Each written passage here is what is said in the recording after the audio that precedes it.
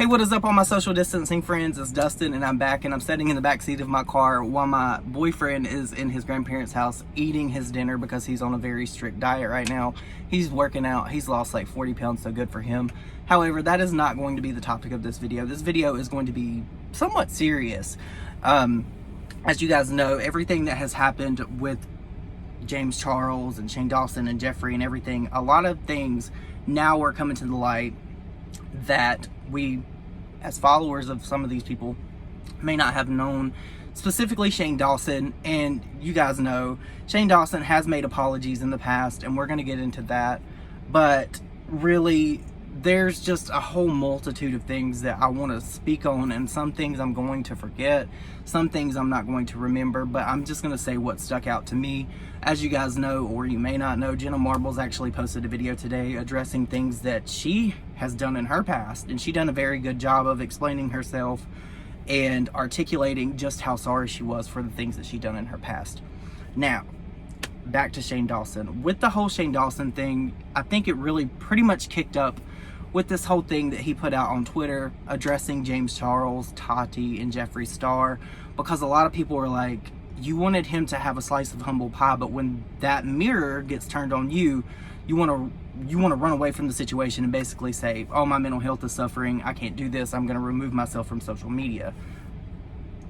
I mean, it is very hard to turn the mirror on yourself, but I think that Shane Dawson specifically really should come forward and make a video, very much like Jenna Marbles has, and I'm going to explain why. I was having a conversation with Sanders Kennedy today. He posted a video on Twitter and he messaged me, and we were going back and forth talking about everything, and I'm sorry for the cars. And like, I had like this epiphany, right? Nick had sent me a comment that somebody had left somewhere. I don't know if it was on a video or whatever. And it said that Shane Dawson has done more blackface than he has looks for his makeup that he made with Jeffree Star. And I was like, wow, that really resonated with me, because it made me think about just how many times Shane Dawson has done blackface. And I'm going to explain everything. I don't want to come across as me attacking Shane Dawson. This is literally like me coming from the heart. This is unfiltered. This is not me scripting anything. This is just off the cuff what I think about the situation. In the conversation that I had with Sanders Kennedy, it really opened my eyes quite a bit, because if you look at it this way, Shane Dawson has done all this blackface stuff, right? He made an apology and addressed it. That was in 2014. But now all this other stuff from his podcast is coming out, and he said some really, really awful things. I'm going to link Sanders' video in the description box of this video for you guys to go watch for all those clips and the receipts of the situation, because it was really gross and I don't want to put it on my channel. But what I was telling Sanders is, you know, like, I used to watch these videos of Shane Dawson. I've watched Shane Dawson pretty much from the beginning. I think the very first video that I ever watched of Shane Dawson was DMV. And I wasn't into YouTube at the time, and this was a really, really long time ago, 10 to 12 years ago, so I would have been like 20 years old. And I was playing PlayStation with someone, and they sent me a video, and it was DMV, and they was like, hey, this guy's funny. And I remember watching that. There wasn't blackface, but it was very stereotypical, like what people stereotype black people as, right? Angry and all that. And then it went into like Shane and Friends and all these different characters. I remember specifically there was like an American Idol video where Shane did blackface, and he acted like Randy Jackson, and he said something about Miley Cyrus getting with a butcher knife or something. And I thought that that was funny. At that time, I thought that this was hilarious. I didn't think about how dehumanizing that could be, right? And there's no expiration on offensive things if they're still out there on the internet and it hasn't really been addressed. While Shane Dawson has addressed the things in the past, as far as like his videos where he did Shanae and multiple occurrences of blackface, all of this stuff in this podcast that he had, there are some very, very bad things that he said. Things that would literally blow your mind. And I don't want to come across as like bashing Shane, because I don't want anybody to be bashed. I just want Shane to speak on this, because I feel like he owes this to his audience. This audience of like 23 million people that have followed him for so long. And in my conversation with Sanders, it's just like, yeah, I thought this stuff was funny. And I thought it was funny because I didn't realize just how awful it actually was. I didn't think about the people that it could affect. I didn't think about the feelings that it can make someone feel.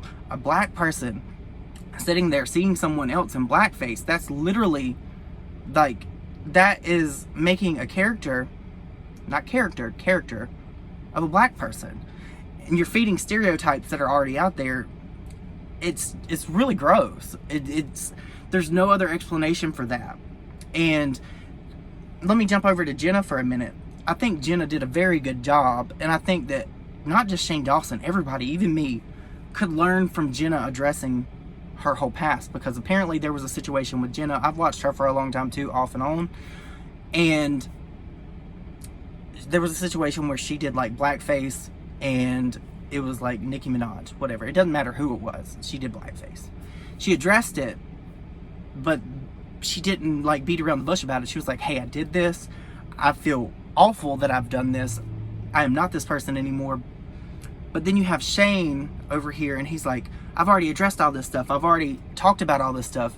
Well, yeah, you talked about the stuff in the videos that you made, but this whole podcast thing is totally different. Like, the things that he said about this woman, this woman, person of color, this black lady, are horrible. Literally horrible. It made my stomach turn, and I was just like Sanders. Like, I just, like, not the podcast stuff, but the videos I used to think were funny. Looking back, hindsight is always 20/20. I don't think that shit's funny anymore. Could he have done this in a way where he didn't do blackface and not fed into stereotypes and still made it funny? Yes. Would it have been hard? Yes. But that's what his job as a content creator is. Like, that's his job. Like, if one thing doesn't work, you got to move to something else, right? Social media, I don't think when MySpace and all this stuff started, I don't think that anyone ever thought that it would get to where it is now. People make millions and millions and millions of dollars on social media. And I know that Shane Dawson is going back and he's deleting a lot of videos. I think it's been tallied up to around like 167 million views right now, or at the time of me recording this video. I don't know, because I don't have the receipts in front of me. This is not a receipt-based video. That, like, you can't run from something and not completely address it. I don't know if it was podcasts that were being deleted or what, but the fact is that Shane made an apology video about all the videos he made with blackface, the black stereotypes and all of that. And then he went on to this podcast and then said even more awful things. So an apology that you made in your past does not prevent you from things after that. You know what I'm saying? That's not growth. What Jenna Marbles has presented us, that is growth, in my opinion. Like, and I think a lot of people think that when you talk about other people, like me, I'm a commentary, drama channel, whatever you want to call me, I think that they think our ultimate goal is to cancel people and hurt their feelings. That's not it at all. Most of the time, it's just us sharing information that other people may not see anywhere else. And also, people are like, "Oh, well, you're not really a fan of this person if you can come on here and say this." That's not it at all. It's not that I'm not a fan of It's not that I'm not a fan of Shane. I have been a fan of Shane for a long time. I'm not a fan of Shane running from a situation that he caused himself and not giving an apology or addressing a situation that he has made for himself to the millions of people that have funded his life, that have given him this lifestyle that he has. He may act poor, he may act like he's relatable, but at the end of the day, this man is a multi-millionaire. And money, I am not moved by material objects at all. Yes, I have multiple cars, I have nice things, but at the end of the day, that's literally nothing.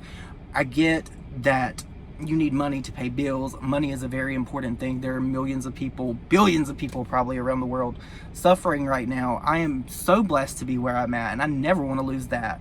I never want to feel like, oh, I never want to be that person. But Shane Dawson, in a way, to me, it feels like he has been this person for so long.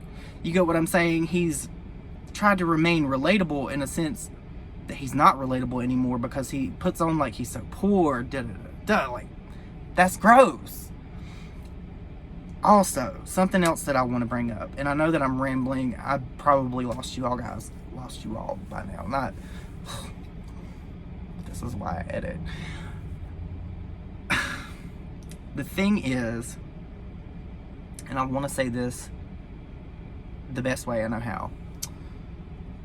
Just because you follow someone does not mean that you know everything that they've done. You don't know every situation that they've, like, you don't know every instance of everything that they've done. There's no possible way for somebody to know every single thing that somebody has done in their past videos, in their past tweets, in their past Instagram posts. There's just no way.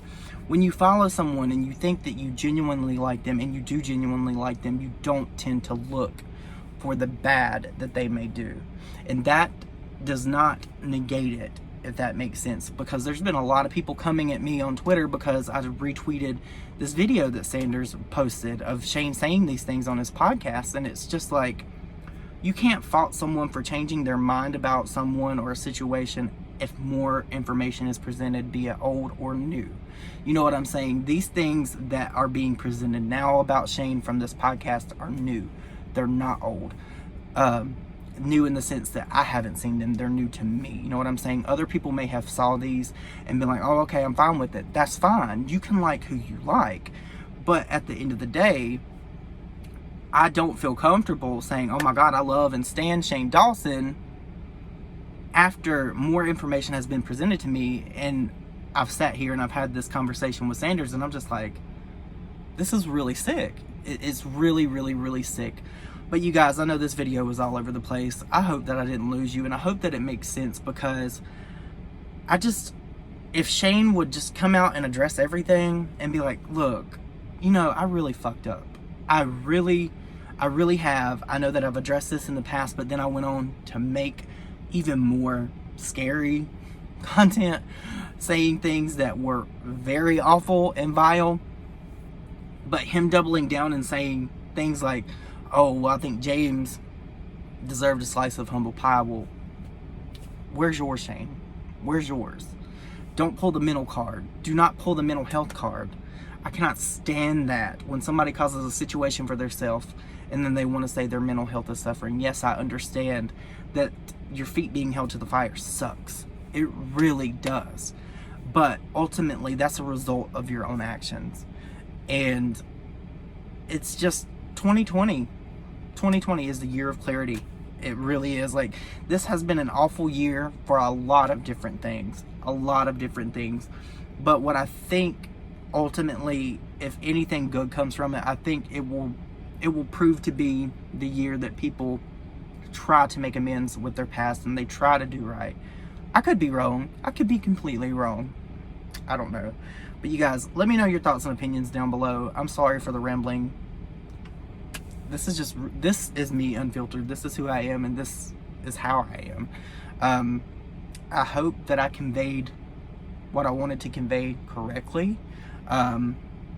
I did not want to attack Shane. I'm not trying to attack Shane. I would hope you could tell that in my tone. I was not trying to attack Shane. I just want Shane to really let all of this sink in, and for him to really think about why people are saying the things they are about him. Because this is just Shane. This is not just Shane and Jeffrey. Jeffrey is his own. You know what I'm saying? And I plan to one day maybe, like, I have not had that many conversations with Jeffrey. I've had some, but like not very in depth. But there have been some inconsistencies and blatant lies to me that I do plan on sharing at a later time when it's right, when I feel comfortable in doing so. But you guys, please let me know your thoughts and your opinions down below if I didn't lose you by now. I hope you all have the most amazing day ever, and I will see you all in my next video. Bye, guys.